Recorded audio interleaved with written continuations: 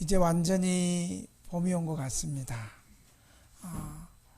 우리 성도들의 옷을 보더라도 이제 겨울 파카가 거의 사라지고 이렇게 이제 봄옷이 봄옷으로 갈아입었습니다. 저도 지난주까지만 해도 겨울 양복을 입다가 오늘은 춘추복, 이렇게 봄 양복을 이렇게 입었습니다. 우리 한번 이렇게 한번 우리 하나님께 한번 믿음으로 한번 선포해 봅시다. 하나님의 사랑은 변함이 없습니다.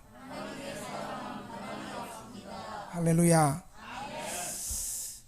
저는 취미 생활이 몇 가지 있는데 특별히 뭘 것 같아요? 배드민턴 1번 맞습니다. 그 다음에 두 번째도 뭘 것 같아요? 등산을 좋아합니다. 특별히 등산을 이제 서울에 있다 보니까 강원도나 어떤 지리산이나 이런 큰 산도 다녀봤지만 저는 북한산을 참 좋아합니다. 제가 북한산을 본격적으로 오르게 된 게 1992년도 그때 이제 교회 전도사 때인데 저희 교육자들은 월요일이 이제 휴일이에요. 그래서 월요일만 되면 산 좋아하는 친구들하고 북한산을 산행하기 시작했습니다. 그리고 친구들이 없으면 저 혼자 산을 오르기 시작했습니다. 이 혼자 가는 사람은 이제 어느 정도 산에 이제 미친 사람들이죠. 그래서 굉장히 산 매니아죠. 그래서 혼자서 월요일만 되면 특별한 일이 없으면 같이 갈 친구들과 팀이 있으면 같이 가고, 그렇지 않으면 혼자라도 북한산을 여러 군데를 돌아다녔습니다. 거의 지금은 안 가본 데가 없을 정도로 북한산을 산행을 했습니다. 산 좋아하는 사람은 여름에 더울 때 산행하겠어요? 안 하겠어요? 어떻게 그렇게 잘한대? 좋아하는 사람은 해야 돼 무조건. 그래서 여름에도 땀을 뻘뻘 흘리면서도 산행을 하는데, 이제 여름에는 주로 더우니까 계곡길로 갑니다. 이건 계곡 트레킹이라 그러는데, 이제 계곡을 산행할 때는 신발도 등산용 샌들을 신고, 그리고 계곡으로 들어갑니다. 계곡에 들어가서 이제 계곡물에 그 더운데 무더운 여름철에 온몸에 땀이 비질비질 올 때 계곡물에 발을 탁 담그면 거기서부터 시원함이 싹, 청량감이 발로부터 쫙 올라와서 아주 상쾌한 기분이 들어서 계속 계곡길이 끝날 때까지 정상을 향해서 계속 올라가다가 계곡길이 끝나면 또 나와서 정상을 향해서 계곡 트레킹이라고 하는데 그 산행을 합니다. 이 계곡은 그 아멘 해야 될 것은 아니고, 이 계곡 트레킹은 여름에만 할 수 있는 아주 즐거운 산행입니다. 그러나 여름철에 아무리 더워도 계곡으로 들어가서는 안 될 때가 있습니다. 어떨 때 같아요?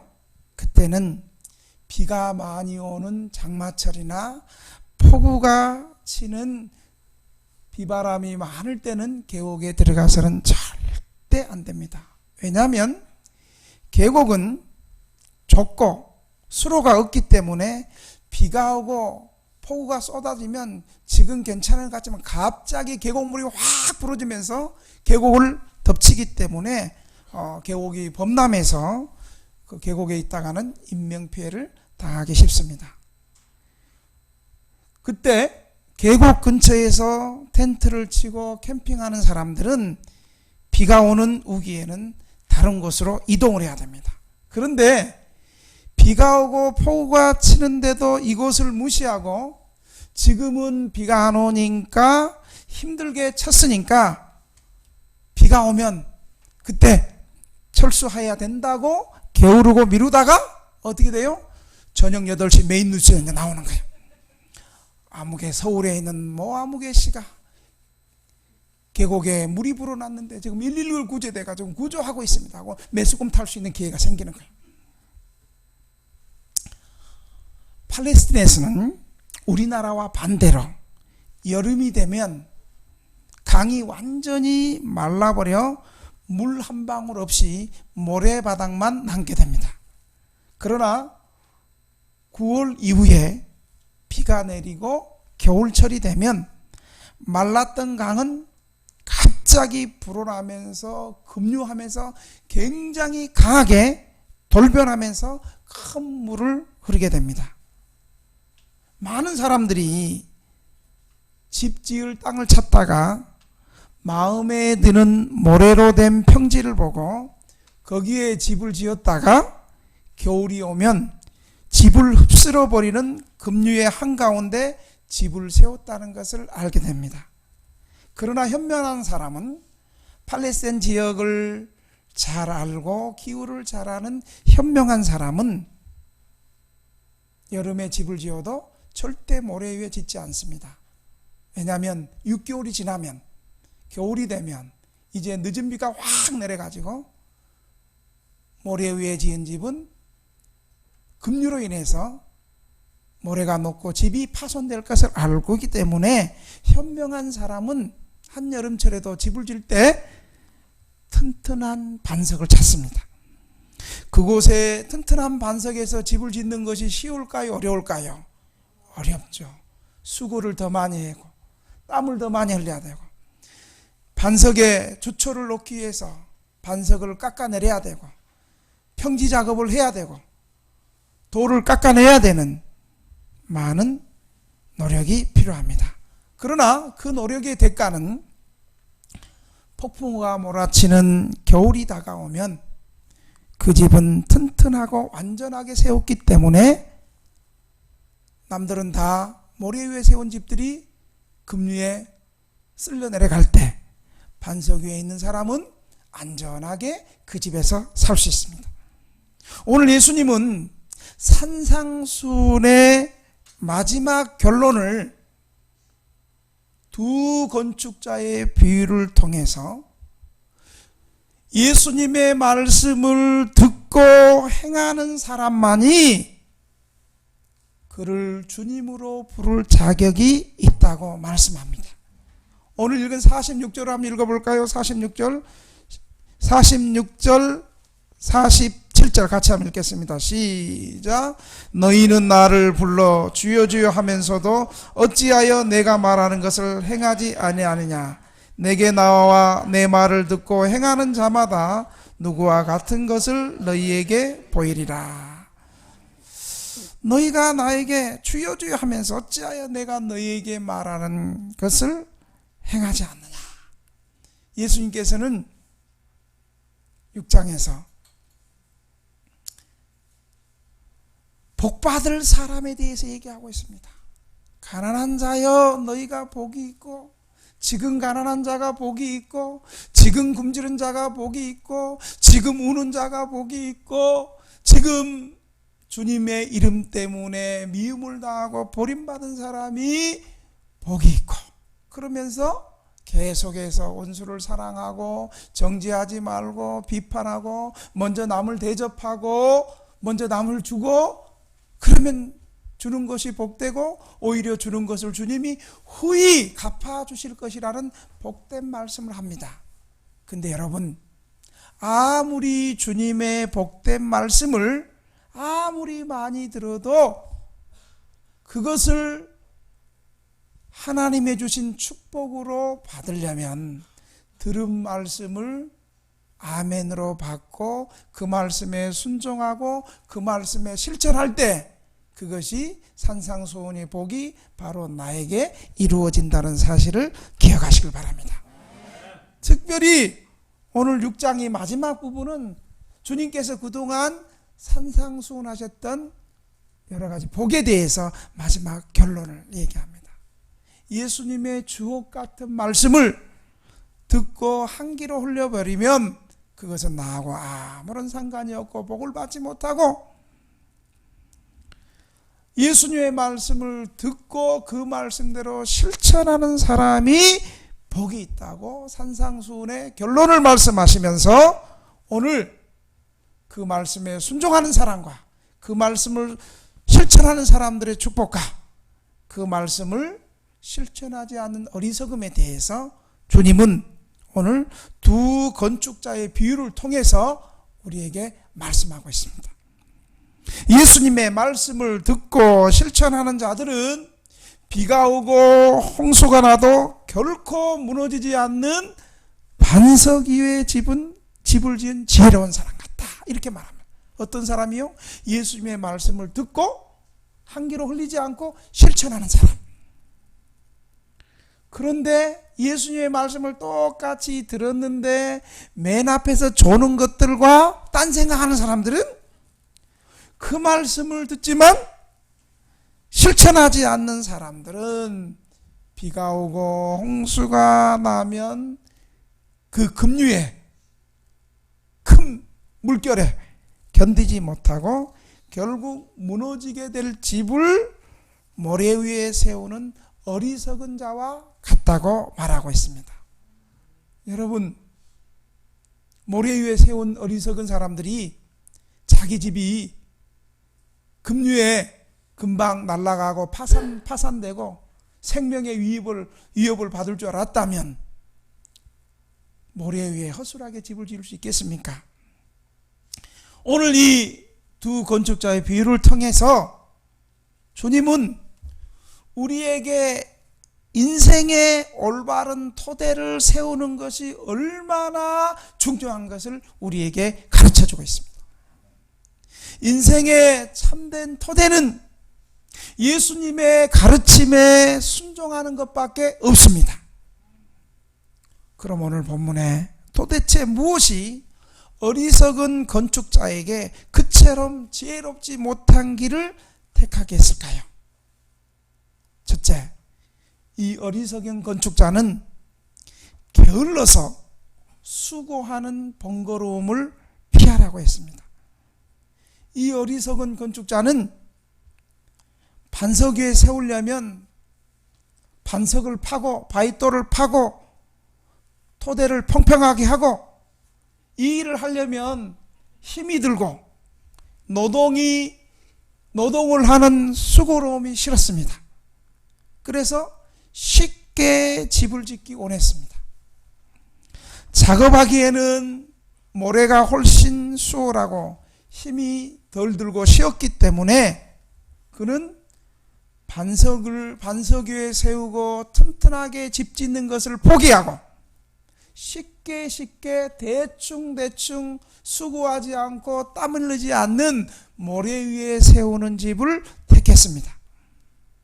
여러분, 예수님의 길보다 우리 자신의 길을 택하는 편이 지금 당장 쉬울지 모르지만 예수님의 길을 선택하는 것과 쉽게 내 마음대로 내 인생의 주인이 돼서 내가 가는 길을 선택하는 것은 시간이 지나면 그 선택의 종말은 파멸이라는 사실을 기억하시길 바랍니다. 예수님의 길을 선택하는 것은 처음에는 어려워 보일지 몰라도 힘든 길일지 몰라도 세상 사람들에게 조롱을 받을지 몰라도 그것이 나중에 이생이나 후생에는 안전하게 하나님께 나아가는 생명의 통로라는 사실을 기억하시기를 바랍니다. 그래서 예수님은 마태복음 7장 13절 14절에 이렇게 말씀하세요. 이게 산상복음에 들어있는 마태복음이 얘기하는 건데 한번 같이 읽어보겠습니다. 시작. 좁은 문으로 들어가라. 멸망으로 인도하는 문은 크고 그 길이 넓어 그리로 들어가는 자가 많고 생명으로 인도하는 문은 좁고 길이 협착하여 찾는 자가 적음이니라. 예수님이 이 말씀 왜 하셨는 줄 아세요? 예수님의 말씀에 순종하여 따르는 길에는 두 가지를 대조하고 있어요. 어리석은 건축자는 튼튼하고 안전하게 집을 짓는 수고로움이 싫어서 당장에 좀 편하게 일하고 싶어서 생명의 길을 포기하고 쉬운 길을 선택했지만 그 길은 멸망으로, 사망으로 가는 길이었습니다. 그래서 예수님은 또 누가복음 13장 24절에 또 이런 말씀을 하세요. 한번 읽어볼까요? 시작. 좁은 문으로 들어가기를 힘쓰라. 내가 너희에게 이르노니 들어가기를 구하여도 못하는 자가 많으니라. 여러분, 세상에 두 길이 있어요. 여러분, 우리 교회까지 오기까지 또 어때요? 1층에서 무너지는 사람 많아. 교회까지 오다가 교회 오기가 그렇게 쉽잖아. 교회 큰 마음 먹고 모처럼 교회 왔는데 교회는 2층인데 1층 게임방 1층이 더 넓어. 1층이 110평이고 교회는 80평이에요 1층 게임방에서 갑자기 마음 먹고 이제는 교회 한번 가봐야지. 코로나 때문에 내가 1년 동안 쉬었으니까 이제 코로나도 좀 주고 좀 바이러스도 나오고 백신도 나오고 이러니까 이제 좀 교회 한번 가봐야지. 딱 마음 먹고 교회 딱 나왔는데 1층에서 누가 담배 한 대 딱 걸어오고 아무개씨 반갑네. 요즘에 왜 게임하러 안 왔어? 심심해서 보고 싶었어. 나 오늘부터 진짜 나 게임 그만하고 나 오늘부터 이렇게 등대교회 가려고 나왔는데 아이고 등대교회는 날마다 매주마다 가는 거고 한방 땡겨야지. 그러면 그냥 그 말에 그냥 또 웃고 있는 사람 회개합시다. 다 해봤어. 웃고 있는 사람들 다 했지만 회개하고 지금 여기 앉아있으니까 얼마나 해. 그래가지고 2층으로 교회로 못 오고 1층 게임방에서 또 오직 했으면 이 천국 가는 노래를 이런 노래를 제껴서 그리 쉽지 않아요 천국 가는 그 길은 험하고 멀어요 이런 노래도 있어. 여러분, 당장 내 눈에 보기에 쉽고 넓고 크고 편하고 당장에 좋은 길이지만 그 길에는 시간이 지나면 그 길은 사망의 길이요 파멸의 길이라는 사실을 기억하시길 바랍니다.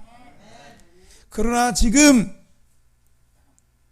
내가 가는 길이 좁고 험하고 무슨 코로나 상황에서 등대교회는 무슨 대면 예배 드린다고 거리두기 하면서 대면 예배 드린다고 그러냐고. 코로나 끝나면 가면 되지. 코로나 끝나면 안 나와. 이미 사라졌어 바람과 함께. 여러분, 기도를요 위기를 만나고 어려울 때 기도하는 사람이 어떤 사람이 기도하는 줄 아세요? 환난 날에 기도하는 사람은 어떤 사람이 환난 날에 기도할 수 있는 줄 아세요? 한번 따라 합시다. 평소에 기도하는 사람이 어려움을 당해도 기도하고 평소에 기도하는 사람이 환난 날을 당해도 주님께 부르짖을 수 있다. 아멘입니까? 그렇습니다. 평소에 경건의 훈련이 되어져 있고 평소에 주님 앞에 나아가는 사람들이 위기를 기회로 잡을 줄 알고 고난을 축복의 통로로 잡을 수 있다는 거예요. 이 어리석은 건축자는 모래 위에 세운 사람은 지금 당장 수고 안 하고 당장 쉽게 집을 짓다가 시간이 지나서 비가 오고 홍수가 날 때 함께 파산하는 무지함을 겪게 되었습니다. 그래서 방금 우리 읽었던 좁은 문으로 들어가기를 힘쓰라. 내가 너희에게 이르노니 들어가기를 구하여도 못하는 자가 많을 것이다. 여러분, 그래서 바울은요 지금은 은혜 받을 때요, 지금은 구원받을 때요, 하나님의 은혜를 헛되이 받지 마라. 내가 왜 저 쉼터 쪽을 향해서 보고 있지? 아마 저쪽이 좀 은혜를 헛되이 받고 이쪽 편에 있는 분들이 지금 은혜를 좀 사모하면 적은가 봐. 이 본당 쪽은 은혜를 사모하는 눈에 총기들이 아주 있어. 할렐루야. 그러나 그렇다고 쉼터는 꼭 없다는 것도 아니에요. 이제. 먼저 된 자가 나중되고 나중된 자가 먼저 되니까 그건 하나님 앞에 어떤 태도로 서건 몰라요.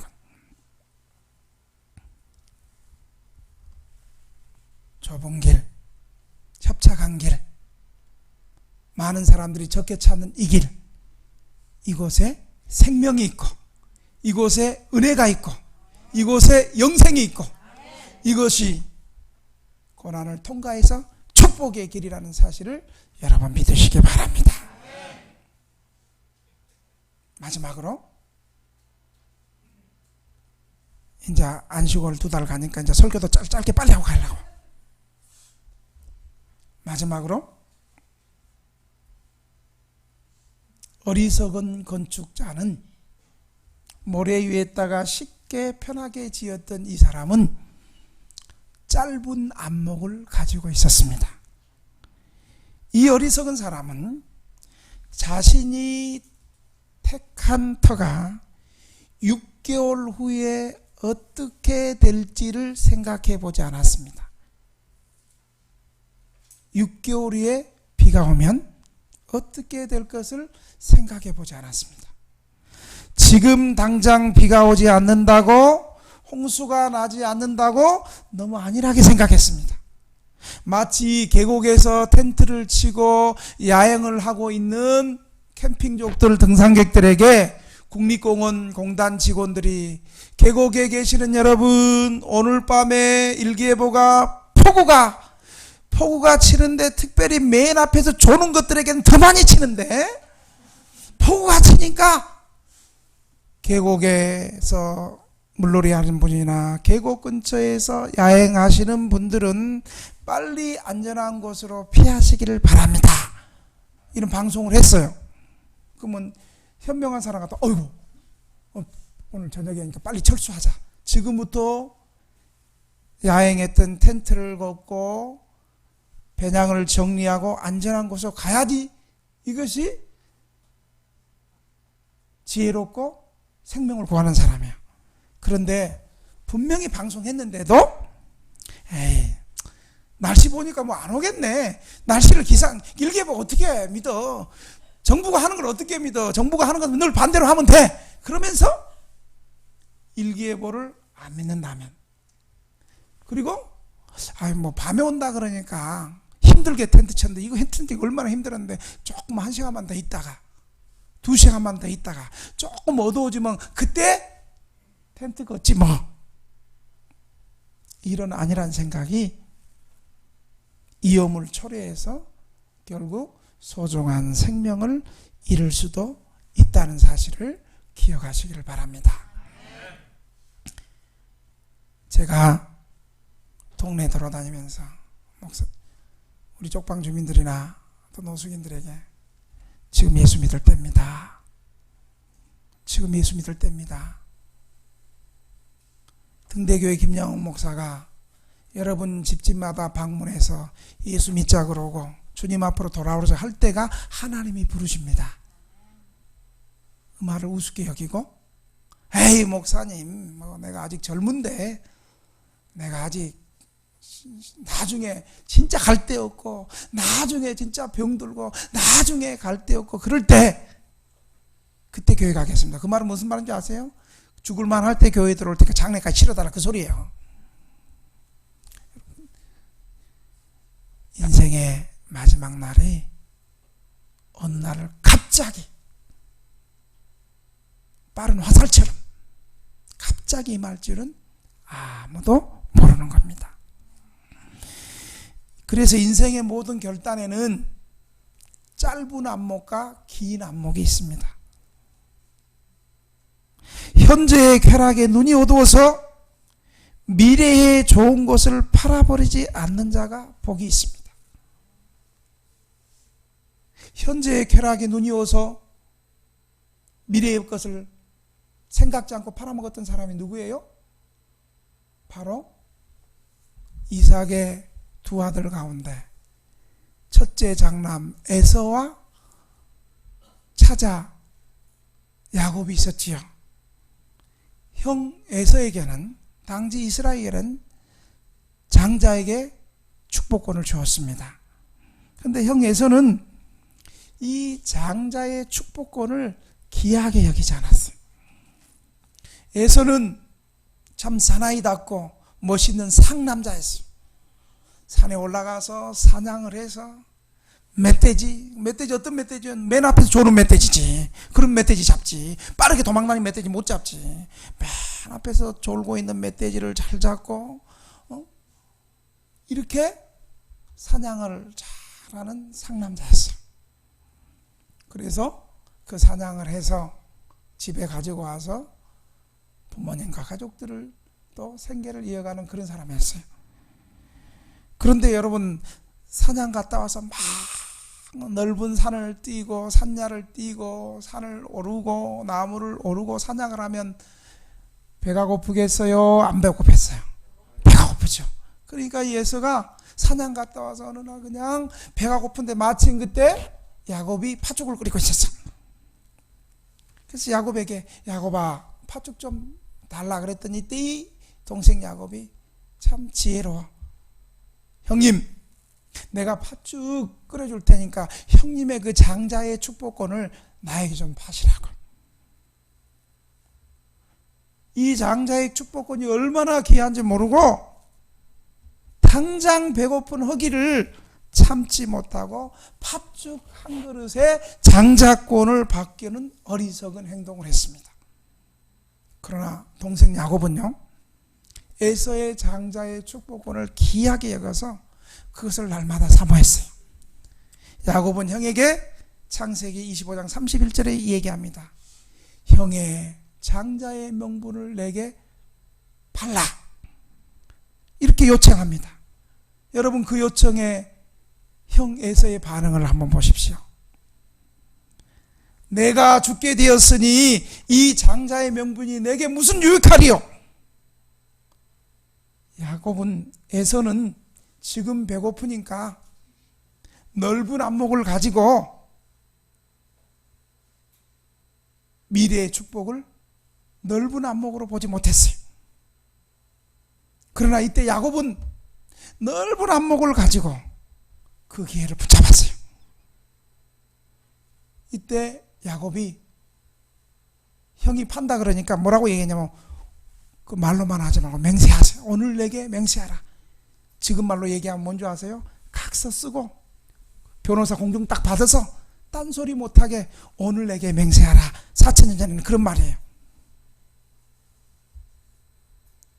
성경은 그 결과 에서의 짧은 안목을 이렇게 창세기 25장 34절은 말씀하고 있습니다.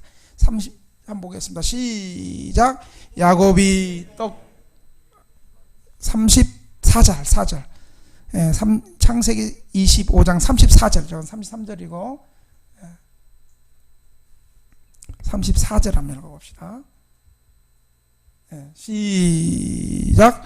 야곱이 떡과 팥죽을 에서에게 주매 에서가 먹으며 마시고 일어나 갔으니 에서가 장자의 명분을 가볍게 여김이니더라. 여러분, 마지막에 뭐라고 얘기하고 있어요? 에서가 장자의 명분을 어떻게 여겼다고요? 가볍게 여기라. 가볍게 여기라. 하나님의 축복을, 믿음의 유산을, 믿음의 길을 가볍게 여겼다는 거예요. 가볍게. 성경은 지금도 하나님을 소개할 때 나는 아브라함과 이삭과 에서의 하나님이라고 말해요? 야곱의 하나님이라고 말해요? 야곱의 하나님이라고 그래요. 이 사건 이후로 하나님의 장자의 축복권은 자동적으로, 전통적으로, 기계적으로 장자니까 당연히 에서가 받을 줄 알았는데, 하나님의 은혜와 선택 가운데서는 차자이지만 하나님의 은혜를 사모하고, 하나님의 은혜를 사모하면서 믿음으로 사모하고 발버둥치는 차자 둘째 야곱에게 이 하나님의 축복이 넘어갔다는 사실을 여러분 기억하시길 바랍니다. 교회 안에도요, 교회 다 나온다고 구원받는 거 아니에요. 예수님 인격적으로 만나고 주님의 십자가와 부활을 경험하고 거듭난 사람이 구원받는 거예요. 교회 먼저 나왔다 그래서 일꾼 되는 거 아니에요. 늦게 나와도 주의 일을 사모하고 헌신하고 이런 사람들이 일꾼 되는 거예요. 그래서 성경은 먼저 된 자가 나중되고 나중된 자가 먼저 된다. 굉장히 두려운 말씀이에요. 이 말씀은 하나님 앞에 우리가 굉장히 겸손하고 우리의 자세가 어때야 됨을 말해주고 있는 거예요. 예수는 오래 믿었는데 예수 믿을 향기가 없어. 예수는 오래 믿었는데 전도할 줄 몰라. 그런데 예수 감 믿어가지고 그냥 막 전도하고 목사님 옆에 사는 누구 데리고 왔어요. 예수는 굉장히 오래 믿었어. 성경도 많이 알아. 교회도 오래 다녔어. 전도할 줄 몰라. 헌신할 줄 몰라. 11조 할 줄 몰라. 11조 할 줄 몰랐는데 하면 누가 했어? 교회가 위기의 순간에 처할 때 헌신할 줄 몰라. 성경은 장자의 명분을 가볍게 여긴 에서에게 이제 영적인 축복이 사라지게 됩니다. 지금도 구약 성경의 시편에 보면 야곱의 하나님을 찬양하라. 너희는 야곱의 하나님을 찬양하라. 하나님의 은혜가 무엇인가를 보여주고 있는 거예요. 여러분, 내가 원치 않아서 쪽방으로 몰려오고 내가 원치 않아서 노숙한다 할지라도 이때 믿음으로 주님을 붙잡을 수 있기를 바랍니다. 순간적인 빛을 보지 않고 영원한 빛으로 만사를 보는 자가 복된 사람입니다. 우리는 오늘 예수님께서 이 두 건축자의 비유를 통해서 엄격한 길이 최선의 길이고 긴 안목이 옳다는 것을 배우게 된다면 우리는 스스로의 생활을 예수님의 가르침 위에 세울 것입니다. 그렇게 하면 인생의 어떠한 풍랑과 세찬 폭우가 우리에게 몰려온다 할지라도 우리의 생활은 흔들리지 못할 것입니다. 사랑하는 등대교회 성도 여러분, 이제 말씀을 맺겠습니다. 지금 힘들다고 어려운 상황에 있다고 절망하고 낙심하는 것이 아니라 지금 힘들고 어렵지만 영원한 천국을 바라보면서 예수님의 위로와 큰 상급을 바라보면서 하나님의 말씀에 순종하시길 바랍니다. 아무리 주옥 같은 말씀, 아무리 은혜로운 말씀을 듣고 흘려보낸다면 소용이 없습니다. 주님은 산상수훈의 결론을 통해서 주님의 말씀을 들은 제자들이나 우리 신자들이 그 말씀을 실천할 때에, 들은 말씀을 실천할 때에 예수님의 말씀을 주처로 삼아 잘 지음을 받아 양육되어져서 세상에 어떤 풍파나 환란이 와도 쓰러지지 않고 넉넉히 승리할 수 있음을 강조하고 있습니다. 특별히 코로나 시대에 우리의 신앙이 나태해지기 쉽고 세상과 타협하기 쉬운 이때에 믿음과 수고로움과 영원한 천국집이라는 긴 안목을 가지고 믿음의 행진을 더욱 힘차게 하시길 주의 이름으로 축원합니다. 기도하겠습니다. 주님, 오늘 우리 예수님께서 산상수훈의 마지막 결론에 주님의 말씀을 순종하는 사람이 바로 반석 위에 세운 튼튼한 집이라고 말씀하시고 주님의 말씀을 듣고도 순종하지 않고 실천하지 않는 사람은 모래 위에 세운 집 같아서 홍수가 나고 비바람이 나고 폭우가 오면 쓸려 내려가 파손당할 것이라고 말씀하고 있습니다. 주님, 지금 우리가 하나님 말씀을 들을 때마다 데살로니가 교인처럼 간절한 마음으로 하나님 말씀을 받고 그것이 그러한가 하며 주의 말씀에 순종하는 우리 등대교회 성도들 되게 하여 주옵소서. 예수님의 이름으로 기도합니다.